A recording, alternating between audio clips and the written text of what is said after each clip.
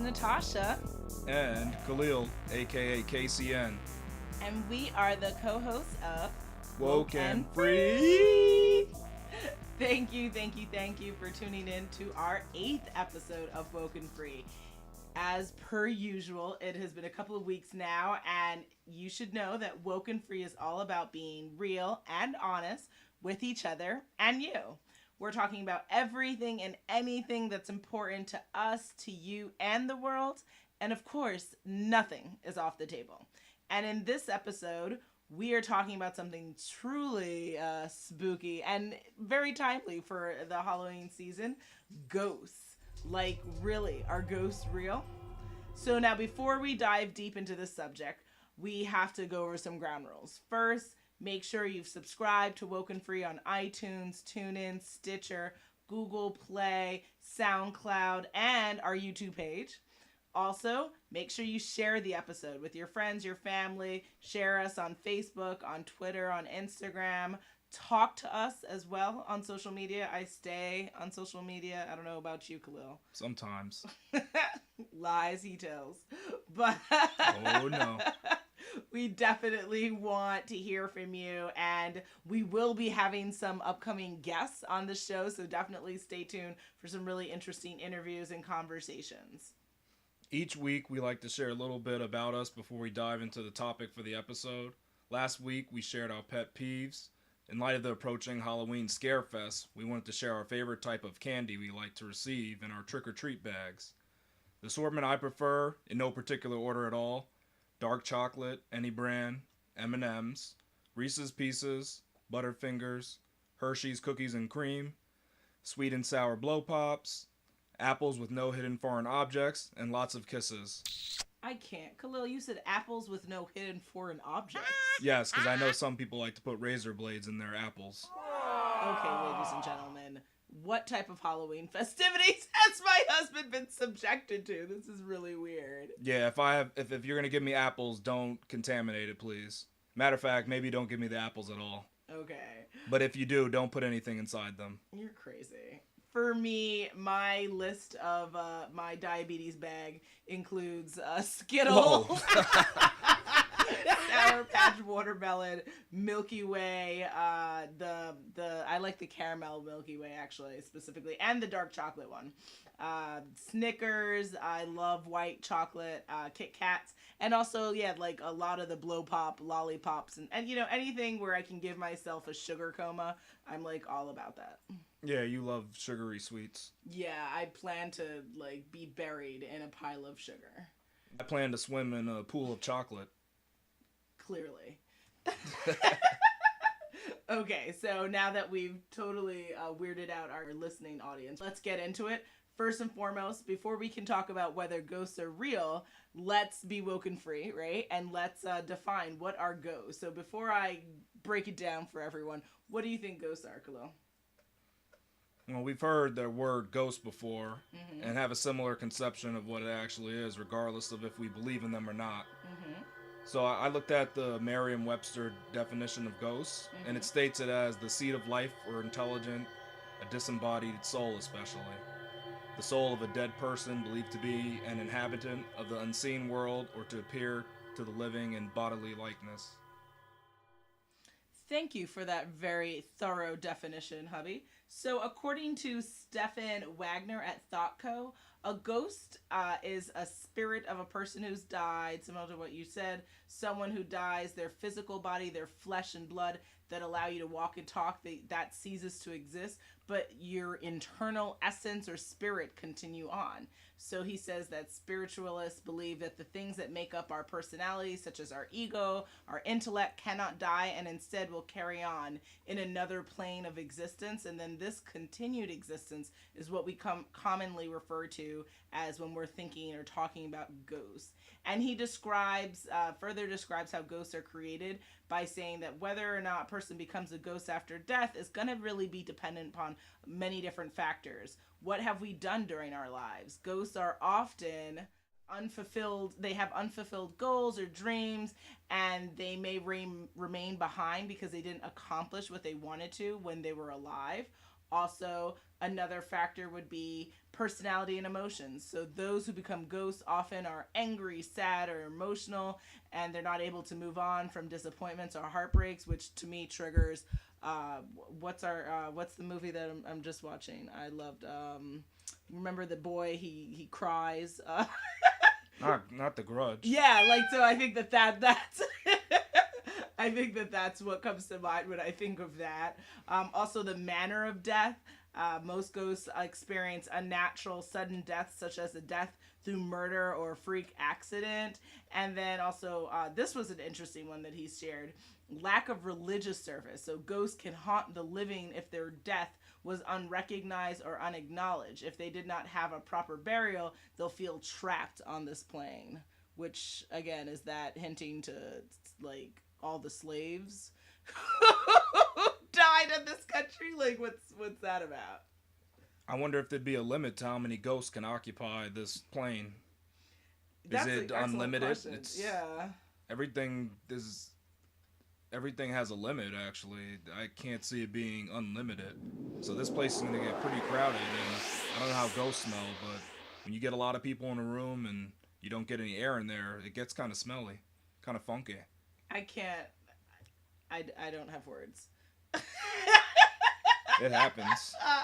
I'm speechless for the first time in my life. So maybe there's like a market for that. Ghosts can have some type of deodorant, like an Axe for Ghost. Yes, this is the money making mind that I love. Amazing. Yes. Mm-hmm. That's your $1 million idea. Phenomenal. The next question: Mm-hmm. are ghosts scientifically proven to be real? Mm.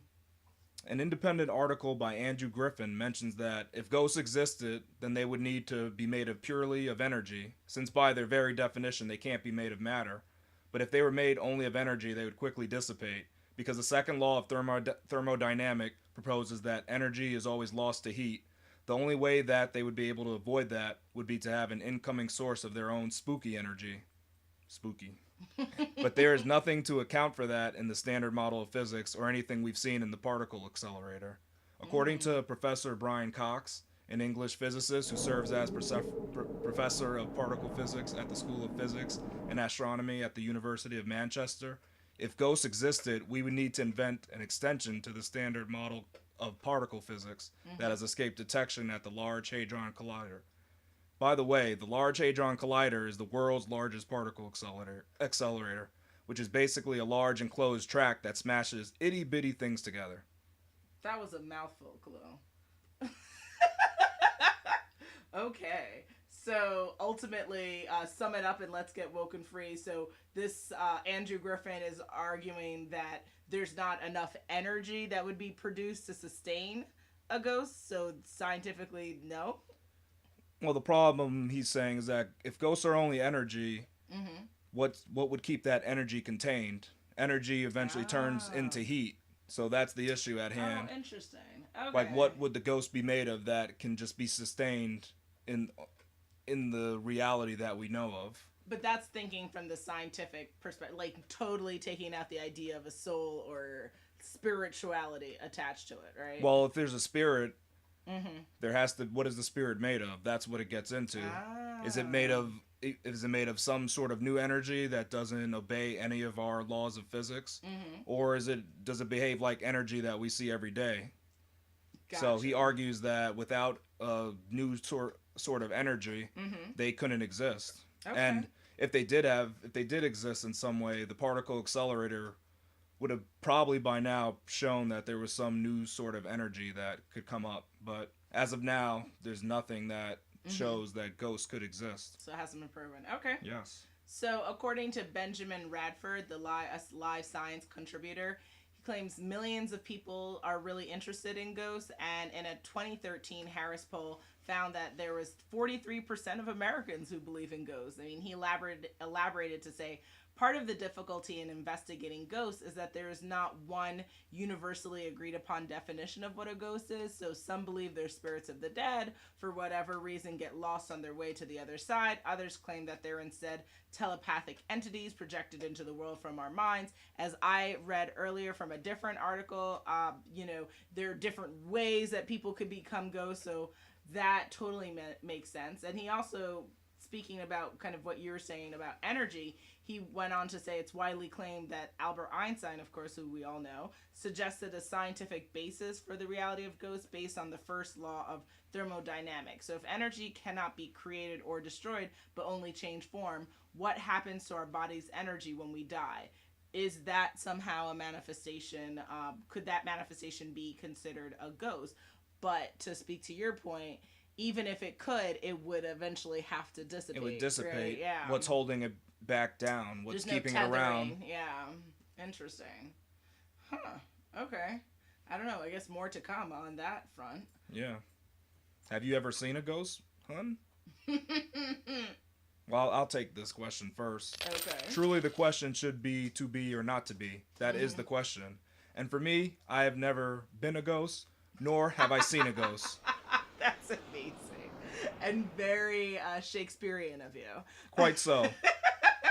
So, okay. Not to freak out everyone, but I believe I've seen a ghost or two in my day. To be honest, will it ever be confirmed? Of course not.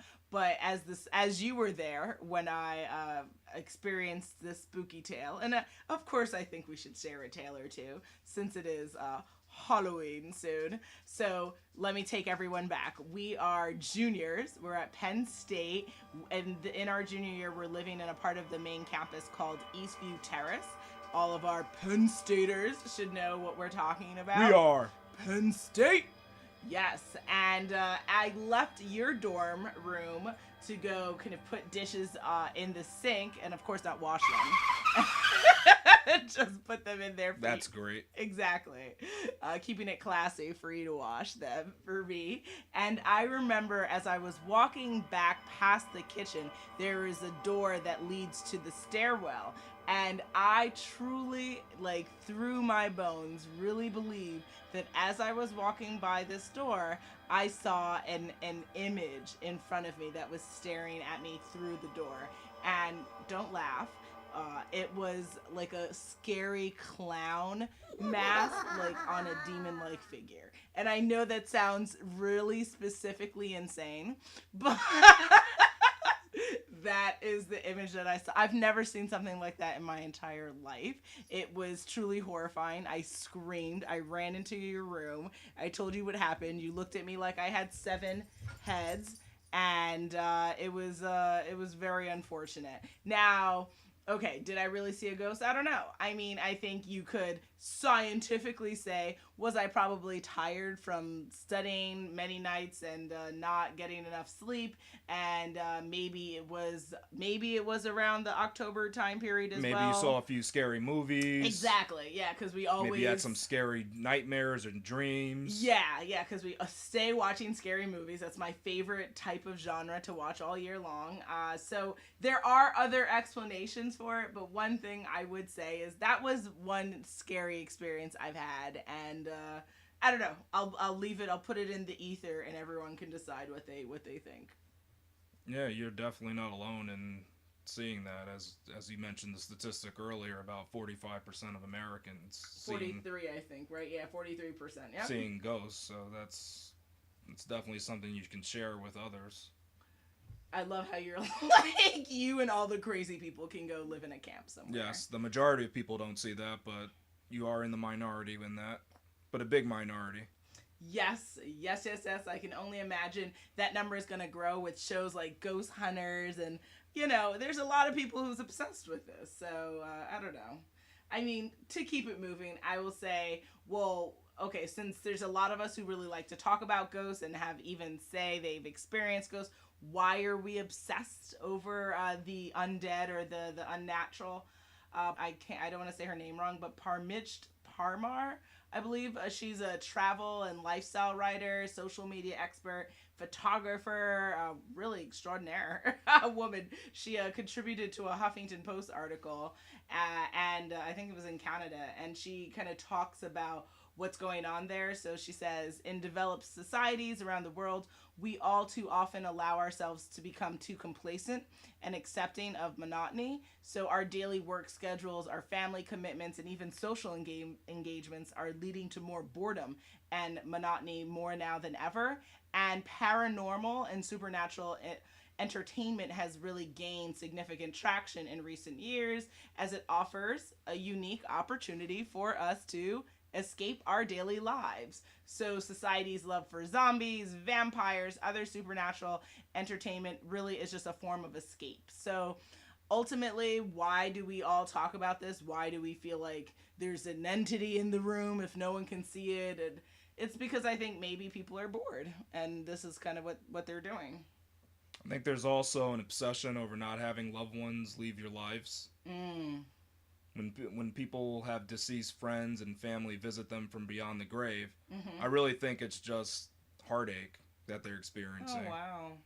In an Mm. article by Philip Perry from The Big Think, Mm-hmm. he explains some reasons why people experience these encounters with ghosts.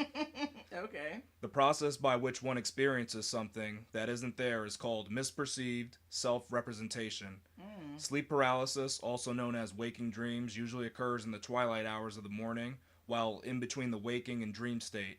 You can't move and sometimes experience hallucinations Mm-hmm. and other things that aren't there.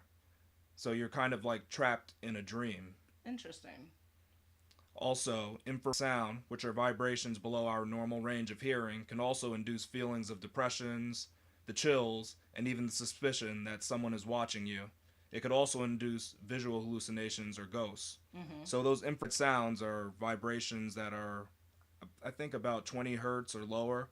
So Mm-hmm. you can't hear that, but it can actually bring up emotions in you. It can stir you. You can feel it, and it might give you goosebumps or things like that.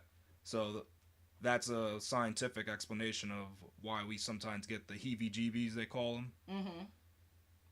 I mean, I think that that's definitely a contributing factor as well. I think a lot of people really struggle with loss.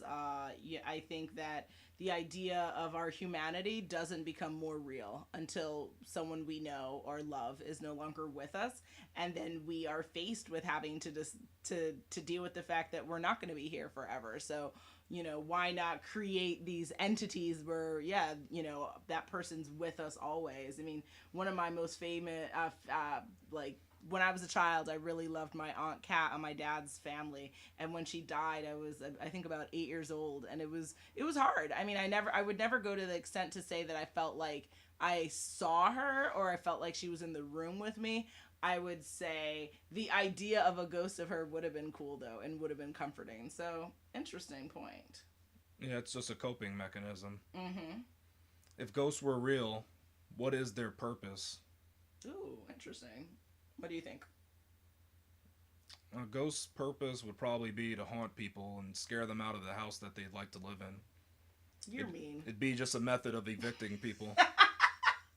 It's a really weird real estate technique. I mean, like, Yeah, what? so they could avoid going through the court systems to get the house of their dreams. Oh gosh, are you thinking about the haunted house out here in Long Island, the Amityville horror house thing? Maybe, but even just like Beetlejuice, where those people were in the Oh, house and they were Beetlejuice. trying to scare everyone from the house. But I think ghosts, what they do is they find their dream home and they just haunt that place until people leave and eventually abandon it.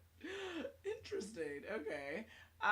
So according to the Atlantic, they refer to a natural history of ghosts written by Roger Clark, where he discusses 9 varieties of ghosts that have been identified by Peter Underwood, who has studied ghost stories for decades. Underwood's classifications of ghosts include elementals, poltergeists, historical ghosts, mental imprint, manifestations, death survival ghosts, apparitions, time slips, ghosts of the living, and haunted inanimate objects. So I agree with you. I think that the purpose of a ghost would probably then be tied or tethered to what type of ghost we're talking about, because apparently they come in many different shapes, sizes, and variants.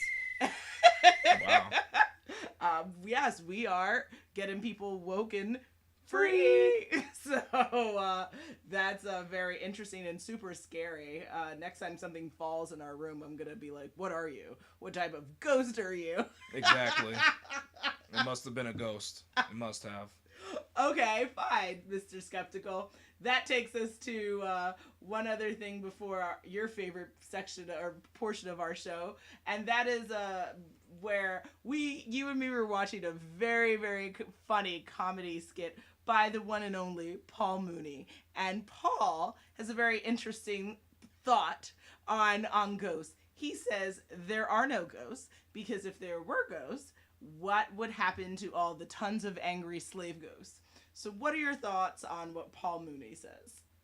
Yeah, he put it quite frankly, just he was real with people. Mm-hmm. He put it straight out there that if there was ghosts, wouldn't you find all these slaves? Because ghosts, they're usually shown to stay on the earth if they're tormented or had some troubling death.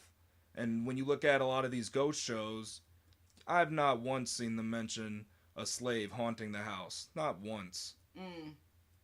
I mean, there are actual articles that I came across that this is a very deep subject. So, I definitely don't. We might have to do like another episode about this, but there are houses or plantations in our country that are claimed to be haunted. But I don't know. I And mean, haunted by slaves or haunted by the person who owned the house because they had such a horrible death with all that money that they were piled on. okay, sir. I would say they're both. They're houses that have been reported to being haunted by a former slave, by a overseer, by a master, a myriad of people who are haunting these houses.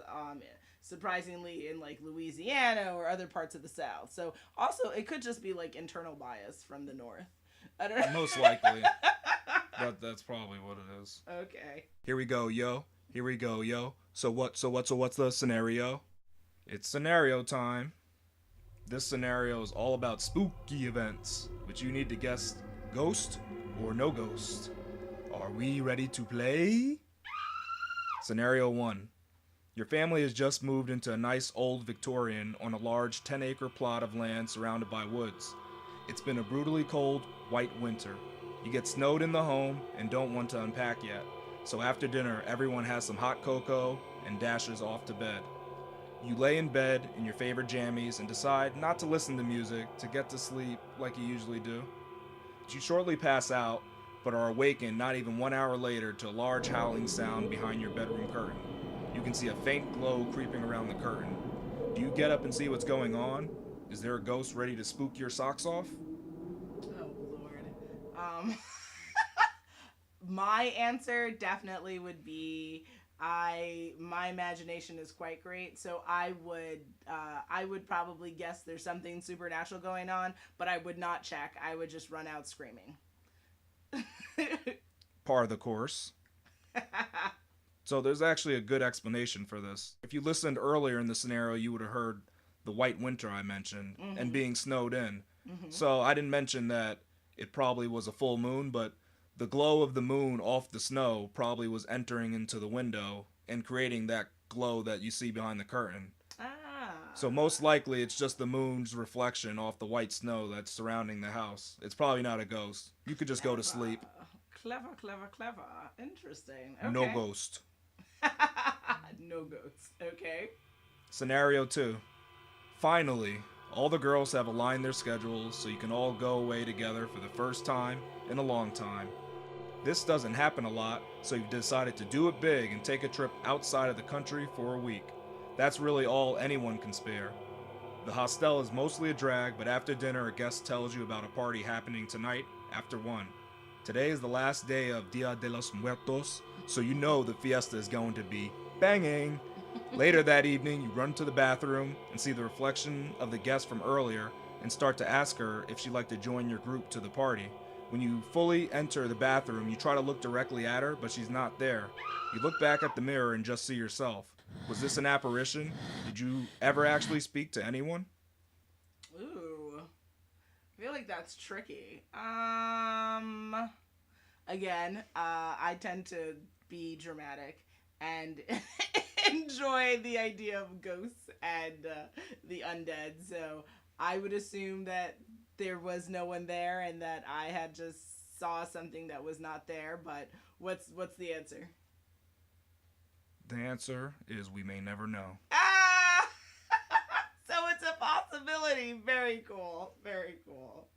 Scenario 3.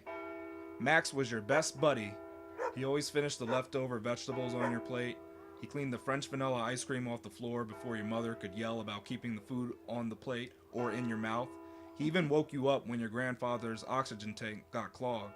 Max was the best friend you could not dream of. In broad daylight, you are out with your parents, strolling not through Central Park, but a park that is kind of like the Central Park in Manhattan.